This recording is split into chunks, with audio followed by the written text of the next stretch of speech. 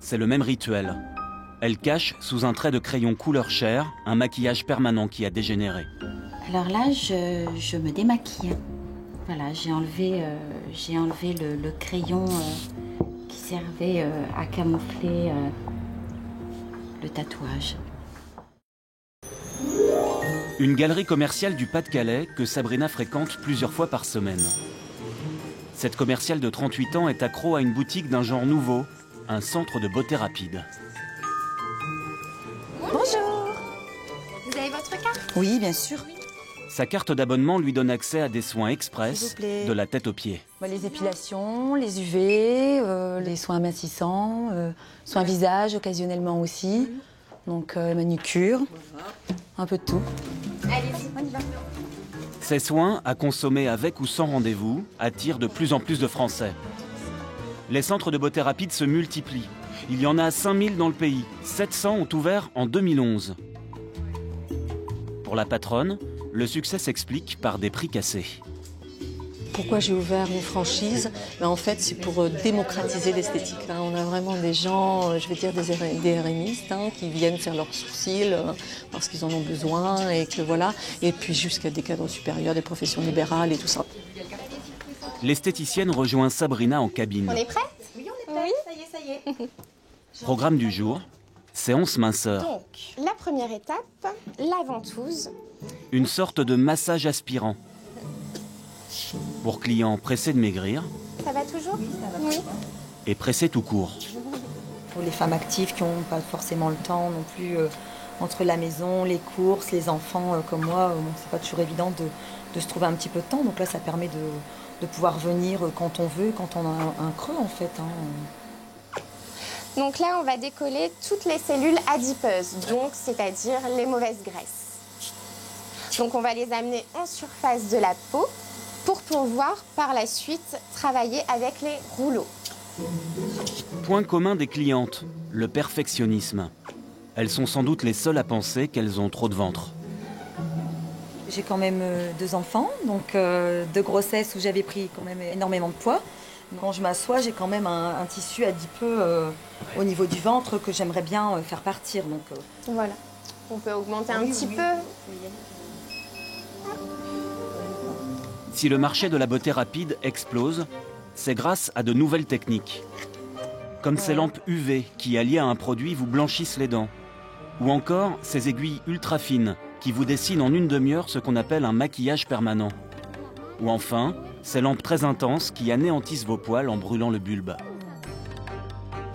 Ces soins ne sont pas toujours réglementés et parfois mal prodigués. Donc j'étais brûlée. Nous avons rencontré une femme brûlée au bras après une séance d'épilation définitive.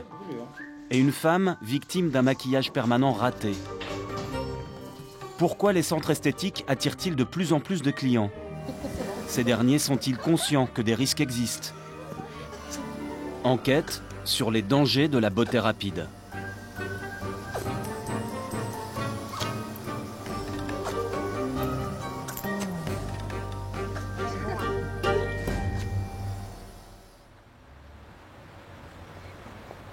Paris, à 2 pas du Trocadéro. Delphine, 25 ans, a un rendez-vous important qui va modifier durablement l'apparence de son visage. Bonjour, comment allez-vous? Ça va et vous? Vous m'avez trouvé facilement? Oui, ça a été. Allez, je vous emmène. Elle pénètre dans un cabinet à l'univers aseptisé, presque médical. Tenez, installez-vous, je vous en prie. Merci. C'est la première fois que vous venez me voir. Laura Lalaurie, Alors, qui on va l'accueille, partage ses locaux avec des chirurgiens. Et on va... Je vais vous poser quelques petites questions. Si ça vous dérange pas. Delphine est venue pour un maquillage permanent, Alors, on va rentrer. une variante du tatouage, sur bon, ses 2 paupières inférieures. Vous êtes décidé pour faire un eyeliner? Oui. Eyeliner inférieur. Pour faire ressortir un peu le regard inférieur. Voilà. Alors, est-ce que vous êtes sous un traitement lourd à l'heure actuelle? Non. Aucun. D'accord. Donc, on va signer un consentement éclairé mutuel. Laura Lalaurie présente à Delphine un papier qui l'informe des risques encourus. Tout semble cadré. Voilà. Si vous voulez bien signer, vous mettez lui approuvé, bon pour accord. Sur le mur, ce qui ressemble à des diplômes, mais qui sont en fait des certificats d'hygiène. Laura Lalaurie n'est pas médecin, qui ont été ni même filmés, ça vous donne esthéticienne. un petit peu Elle un est aperçu, ça artiste. peut rassurer. Moi, je pense que c'est un métier que tout le monde peut faire. C'est donné à tout le monde, même le charcutier du coin. S'il se découvre des dons artistiques orientés dans ce domaine, il n'y a absolument pas de problème pour moi, hein, en tout cas. Je ne vois pas pourquoi on empêcherait un artiste d'exercer son art. Laura Lalaurie est autodidacte. Allez, venez. Pour sa profession, dermographe, aucune formation n'est obligatoire. Voilà, vous souriez pas, comme ça j'ai la vraie mimique du visage, hein, surtout. Elle conseille d'abord Delphine sur la couleur du maquillage. Et on fera une photo après également. Hein. Alors, sur vous, je pensais vraiment à un beau marron chocolat. Surtout pas de noir. D'accord, hein, d'accord. L'encre est composée de pigments minéraux, non chimiques. Voilà, on introduit le pigment directement dans le petit réservoir. Voilà, directement. La machine doit être manipulée avec une extrême précaution. Laura sélectionne le nombre de coups d'aiguille par seconde. Et bien là, elle va donner plusieurs coups secondes. C'est comme une machine à coudre qui introduirait le fil dans du tissu. Mais là, c'est du pigment qui va être introduit dans le derme. Pour les yeux, je vais rester à 5. Ça suffit. Voilà, vous fermez les yeux, d'accord? Et c'est moi qui vais les... Oui. Elle ne craint pas de promener son aiguille dans des zones très sensibles du corps, où le moindre dérapage occasionnerait une catastrophe. Le savoir-faire des maquilleurs professionnels ne fait pas l'objet de contrôle. Ça va, Delphine? Ouais. Laura se montre très sûre d'elle. Elle a derrière elle 15 années de tatouage. Bah, comment on apprend sur des copines. Il y en a qui vous apprennent sur de la coigne de porc, carrément. C'est un peu gras. Et puis ben, sur des modèles, et vous avez des personnes qui sont prêtes à vous servir de modèle pour payer très peu. Donc elles prennent le risque. Voilà Delphine. Merci beaucoup. Je vais vous montrer, quand même montrer. D'ici 15 jours, le maquillage de Delphine sera stabilisé. Elle reviendra alors pour d'éventuelles retouches. Une crème qui contient l'acétone. Voilà. Ça vous plaît? Ça va, Delphine? Voilà. Pour 300 € et en 2 fois 30 minutes, Delphine sera maquillée pour au moins 2 ans. Enfin, c'est ce que lui promet la dermographe. Je vous laisse remettre vos chaussures, vous enlevez les chaussons. Ça reste tout le temps, donc c'est un confort, c'est-à-dire que je sois sous la douche, dans la piscine, en vacances, je me réveille, j'ai l'air toujours maquillée, bonne mine, voilà, c'est plus un confort, un gain de temps. En France, les professionnels du maquillage permanent ont-elles autant d'expérience que Laura Lalaurie? Nous allons voir que cette technique, très à la mode depuis 2 ans, est aussi pratiquée par de nombreux novices en la matière, dans les instituts de beauté. À Antibes, Sophie en a fait l'expérience. 5 fois par jour, c'est le même rituel. Elle cache, sous un trait de crayon couleur chair, un maquillage permanent qui a dégénéré. Sur la Côte d'Azur, qui compte pas moins de 2000 centres esthétiques, c'est une pratique courante, portée par le bouche à oreille. Certains officient même à domicile, dans l'illégalité.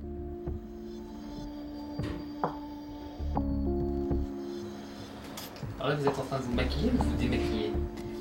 Alors là, je me démaquille. Voilà, j'ai enlevé le crayon qui servait à camoufler le tatouage. Qu'est-ce qui est arrivé alors? D'où vient ce tatouage, cette ligne noire sur le contour des lèvres? Moi, je me faisais épiler donc chez cette esthéticienne adorable qui m'a dit bah, tiens, Sophie, j'ai fait une formation pour te faire un contour des lèvres. Ça t'évitera de te maquiller le matin. Tu auras un petit trait autour des lèvres. Tu n'auras plus qu'à mettre un petit peu de gloss. Et puis voilà, donc j'ai essayé. Et puis voilà. Vous connaissiez les dangers ou... Si, je lui ai posé la question, je lui ai dit mais permanent, elle me dit tu sais c'est des pigments naturels, d'ici 1 an ou 2 tu n'auras plus rien, tu pourras revenir, si ça te plaît on pourra continuer à le faire. C'était il y a 6 ans. Au fil des semaines, un simple trait rouge qu'on remarquait à peine s'est changé en une épaisse traînée noire qui n'est jamais partie. Sophie était l'un des premiers cobayes. Mais elle avait confiance. Cette femme, sans emploi, mère de 3 enfants, n'a pas cessé de sourire pour autant. Bonjour Clévana. Qu'est-ce qu'on lui dit? On lui dit bonjour. Oh, petit bisou. Oh, t'es gentil. Allez. Le mari de Sophie avait voulu la dissuader de tenter l'expérience. Elle regrette d'autant plus ce geste impulsif qui lui a volé une partie d'elle-même.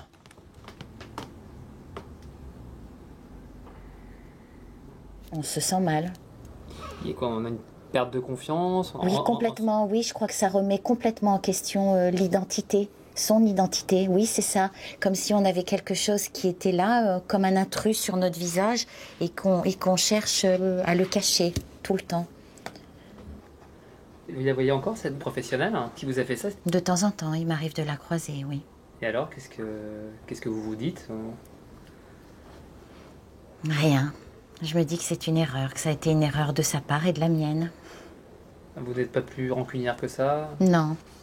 Pas d'attaque, pas de... Non. Non. Vous prenez sur vous? Oui.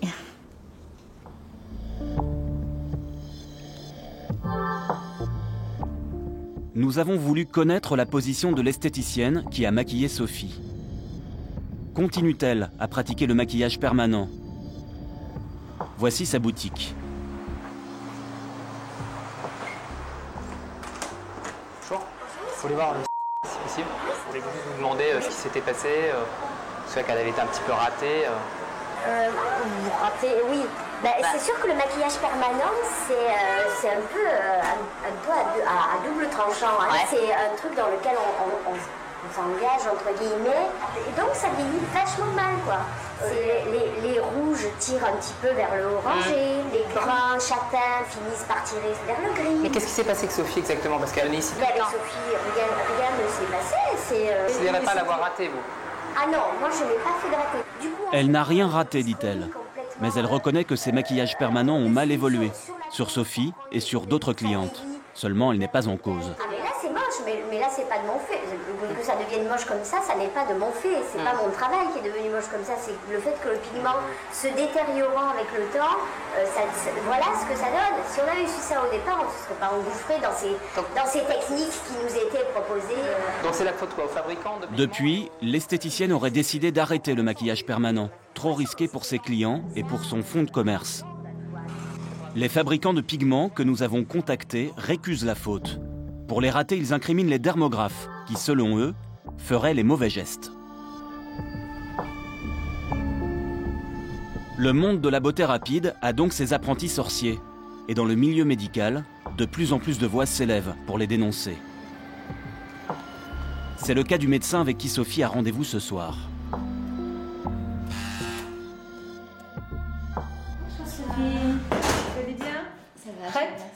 Allez. Elle commence un nouveau traitement pour tenter de retrouver un visage normal. On va passer à côté, on va retirer le fond de teint. Le docteur Larouille est dermatologue. Il suit de nombreuses femmes victimes d'un maquillage raté. Lui aussi met en cause la nature des produits injectés. Vous voyez Sophie, à l'origine son tatouage était rouge, rouge-brun. Et ce qui veut dire que quand vous avez un tatouage rouge-brun, ça veut dire qu'il y a du fer. Donc vous avez de l'oxyde ferrique qui se transforme en oxyde ferreux. Et vous avez donc une couleur noire ou parfois verte qui se fait. En clair, ça s'oxyde. Dans ces pots, ils mettent beaucoup de produits. Et en particulier des métaux. Puis ils mettent aussi des dérivés du pétrole qui ne sont pas toujours anodins. À l'époque où Sophie avait été maquillée, la composition des pigments n'était pas strictement réglementée. Depuis, un code européen détermine les substances à bannir, une longue liste où figurent de nombreux oxydes ferriques. Reste que les dermographes peuvent se fournir illégalement sur Internet. Le docteur Larouille va tenter de retirer le maquillage avec une méthode très radicale, le laser. Il faut d'abord pratiquer une anesthésie locale. Ah, c'est bien. De l'autre côté. Car le laser va mettre la peau à vif et s'y enfoncer pour en chasser les pigments. Ça va? Vous sentez rien? Une séance douloureuse que Sophie va répéter encore 2 fois. Le traitement s'étalera sur une année, sans garantie de réussite. Vous sentez où? Dites-nous, dites-nous. Respirez.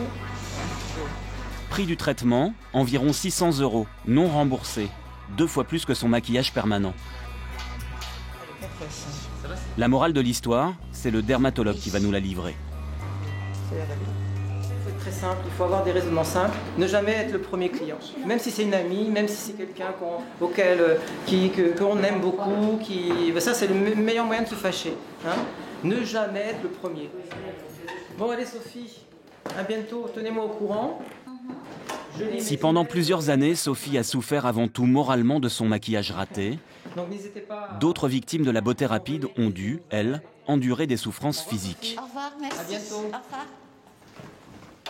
Comme Bénédicte, que nous rencontrons également dans le cabinet du docteur Laroui. Elle a été grièvement brûlée après une séance d'épilation. Un cas de plus en plus fréquent ces dernières années. Alors, montrez-moi ces avant-bras. Donc, vous m'avez dit que vous avez fait ça... Alors, j'ai fait ça début novembre. Début novembre. Donc, en effet, c'est quand même quelque chose d'assez marqué. Des traces blanches qui ne veulent pas disparaître. En cause, la mauvaise utilisation d'une technique très en vogue, la lumière pulsée. Une lumière très puissante qui vous débarrasserait à jamais de vos poils en les brûlant jusqu'au bulbe. L'histoire commence au moment où Bénédicte vient s'installer sur la Côte d'Azur ensoleillée. Elle réalise que ses bras et le duvet qui les orne seront souvent à l'air libre. Un duvet qu'elle juge disgracieux. Mais elle n'a pas envie de s'épiler régulièrement. Elle opte sur un coup de tête pour une solution définitive. Comment ça s'est passé ce jour-là? Ça s'est passé très rapidement. Je suis allée me renseigner dans un centre d'épilation. On a attaqué directement la lumière pulsée mes 2 avant-bras, puisque c'était l'endroit où je voulais me faire épiler. Et effectivement, au bout de 10 minutes, eh bien, j'ai été brûlée entièrement sur les 2 avant-bras. À la fin de la séance, effectivement, on a arrêté parce que la peau commençait à gondoler. Et puis les brûlures sont apparues, comme toute brûlure, les cloques sont arrivées pratiquement le soir même, voire le lendemain. Et de très très grosses cloques qui ont très rapidement éclaté et qui ont laissé apparaître la chair. S'ensuivent 3 mois de douleur, de soins et de bandages. Dans l'espoir d'être indemnisée par les assurances, Bénédicte photographie ses bras sous toutes les coutures et filme l'évolution des plaies. 4e jour, brûlure laser. 7e jour, brûlure laser. 2 mois après. Pour l'heure, les assurances ne se prononcent pas. Mais nous reviendrons voir Bénédicte. Nous verrons aussi si les cicatrices qu'elle tente d'atténuer avec une pommade auront disparu, comme elle l'espère, avant l'été. Pourquoi ces avant-bras ont-ils brûlé? D'après le dermatologue, la patronne du centre esthétique n'aurait pas vu que Bénédicte avait pris le soleil. Or, il est très dangereux d'utiliser la lumière pulsée sur une peau bronzée. Depuis cet incident, le centre a-t-il changé ses méthodes? Quelles sont les précautions prises? Nous nous y rendons en caméra cachée.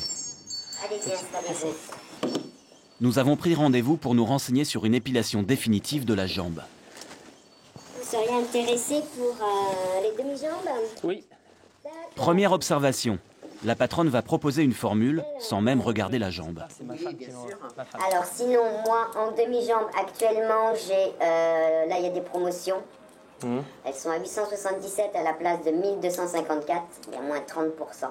Ouais, d'accord. Soit 8 séances à 100 €. Une somme importante, mais au minimum 2 fois moins chère que chez un dermatologue. Deuxième observation. Elle propose de commencer l'épilation sans pratiquer de test. Mais parce que là, on peut démarrer directement ou pas? Bien sûr. Est-ce que moi, je voudrais quand même faire un test avant sur ma jambe? Bon, on fait un petit test. Allez, on fait le test. En théorie, le test est obligatoire pour vérifier que la peau réagit bien.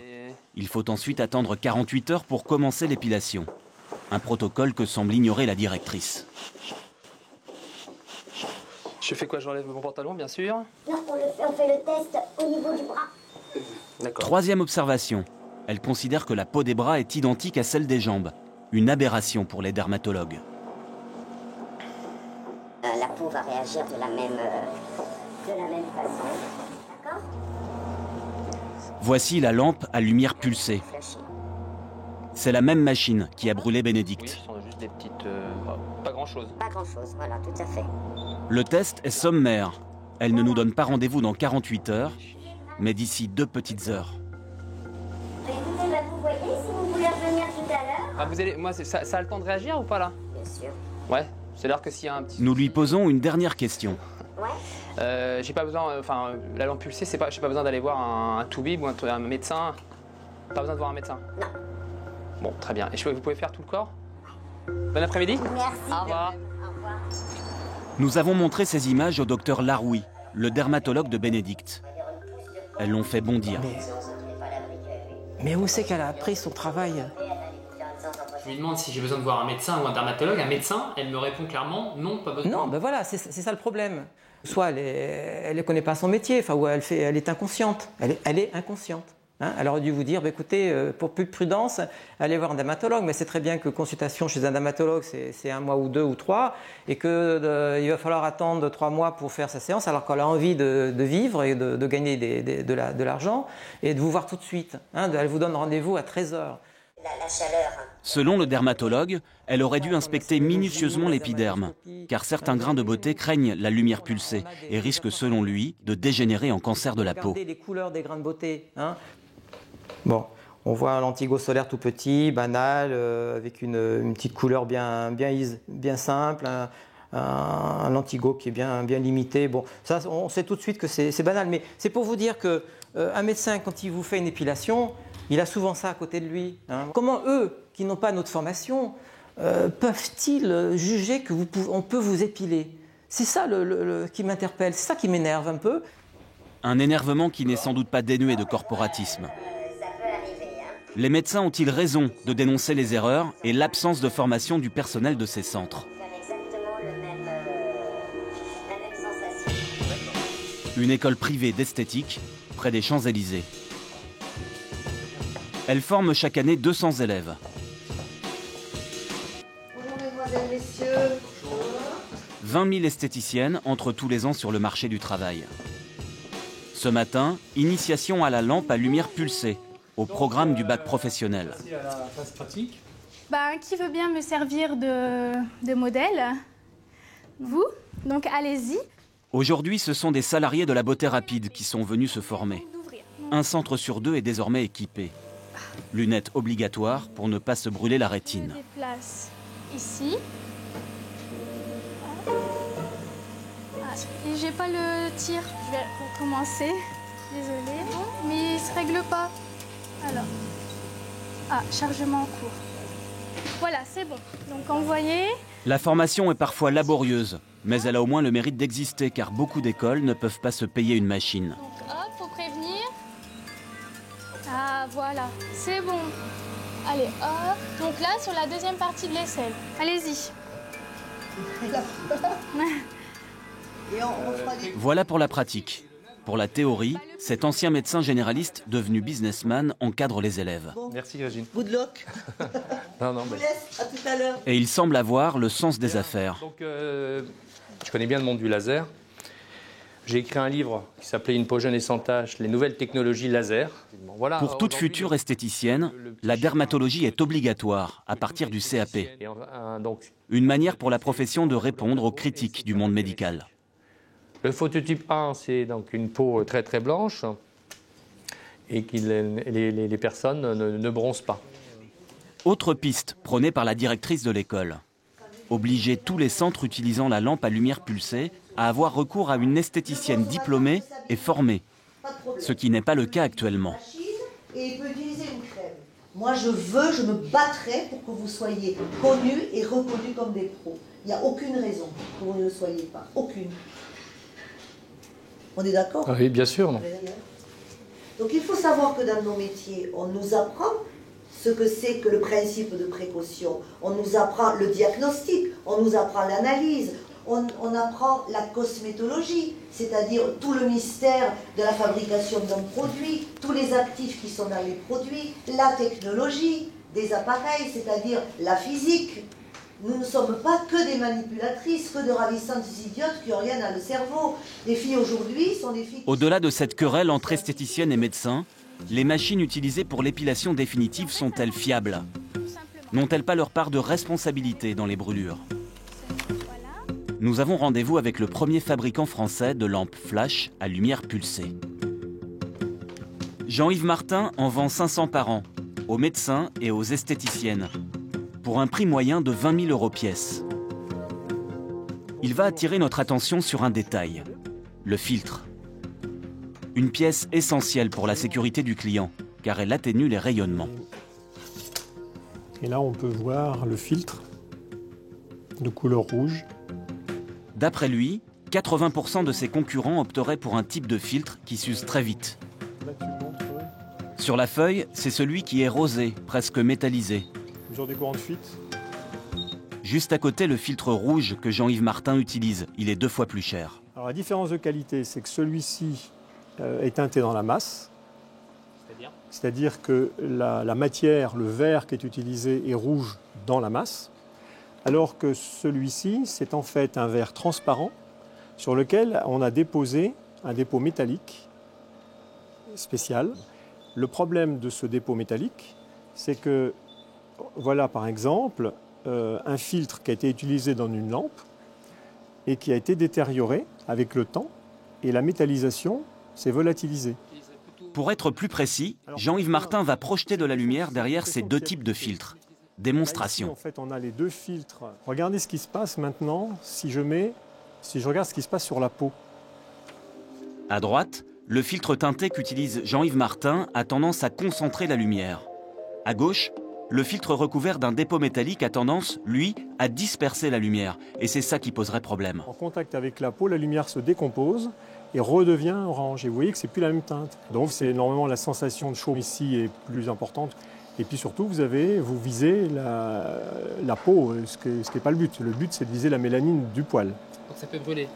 Donc ça peut avoir une sensation de brûlure un peu plus élevée qu'avec l'autre. D'après ce fabricant, la majorité des centres esthétiques ignorent qu'ils travaillent avec des filtres à dépôt métallique et ne penseraient même pas à contrôler leur érosion. Il affirme que le risque de brûlure pourrait ainsi être limité. Les centres esthétiques utilisant des lampes à lumière pulsée sont-ils contrôlés par des services de santé publique? Nous avons appelé plusieurs enseignes. Bonjour et bienvenue. Veuillez patienter quelques instants, nous allons donner suite à votre appel. Bonjour. Est-ce que vous avez ouvert votre centre? Est-ce que vous avez eu des contrôles? Par exemple, pour les machines à lampe pulsée, par exemple, ça se fait aussi? Ah non, alors là, non. Pour les lampes pulsées, là, c'est le flou artistique, il n'y a rien. Ah, ils ne contrôlent pas du tout? Non. D'accord. Pour l'instant, ils sont passés chez aucun de nos franchisés. D'accord. À moins qu'on ne soit pas au courant, mais voilà, pour l'instant, ils sont passés chez aucun de nos franchisés. Moi, j'en entends parler, 2-3 fois par an. Sur la totalité des instituts. Sur les 200 franchisés? Oui, mais je vais quand même vérifier. Renseignement pris sur ce dernier cas, aucun contrôle de lampe à lumière pulsée sur 200 magasins n'aurait été effectué. Qui devrait inspecter ces boutiques? En théorie, la DGCCRF, la Direction de la répression des fraudes, surveille la qualité et la sécurité des machines. Elle dit veiller au grain, mais ne juge pas la situation alarmante. Sans être un sujet prioritaire, c'est un secteur dans lequel on est vigilant. Voilà, parce que c'est un secteur qui se développe fortement, et donc on est vigilant à la façon dont il va se développer. Et pour l'instant, il n'y a pas de crise, vous jugez qu'il n'y a pas de crise, donc il n'y a pas besoin de... Non, parce qu'il n'y a pas trop de problèmes, en tout cas de sécurité pour le consommateur. Au revoir. Au final, il semblerait qu'une prise de conscience soit en train de voir le jour chez les sénateurs et dans les ministères. Nous nous sommes procuré ce document de travail de la Direction générale de la santé, daté de mars dernier. Un projet de décret qui prévoit notamment d'interdire les machines à épiler dans les centres esthétiques. À ce jour, il n'a pas été signé.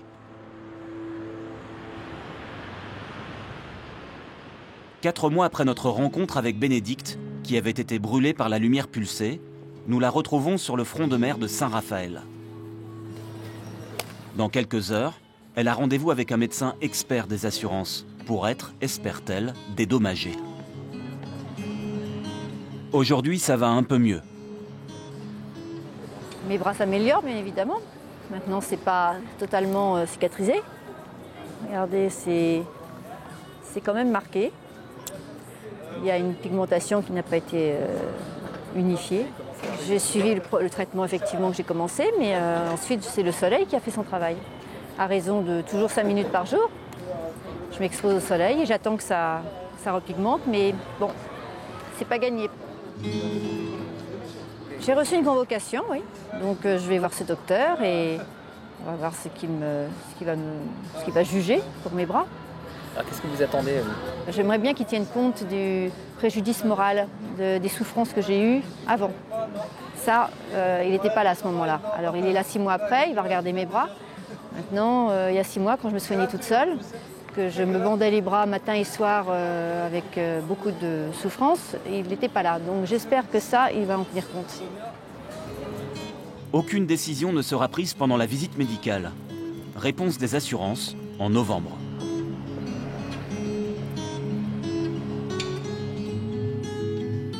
Pour Sophie, que nous retrouvons 4 mois plus tard dans sa nouvelle maison, aucune procédure contre l'esthéticienne qui a maquillé son contour des lèvres, mais un traitement laser qui se poursuit et semble porter ses fruits. Alors Sophie, vous avez été un petit peu tristounet il y a 3 mois, on vous retrouve avec le sourire. Il y a beaucoup de choses qui ont changé là, dans votre vie. Ah oui, énormément. Qu'est-ce que vous avez fait alors?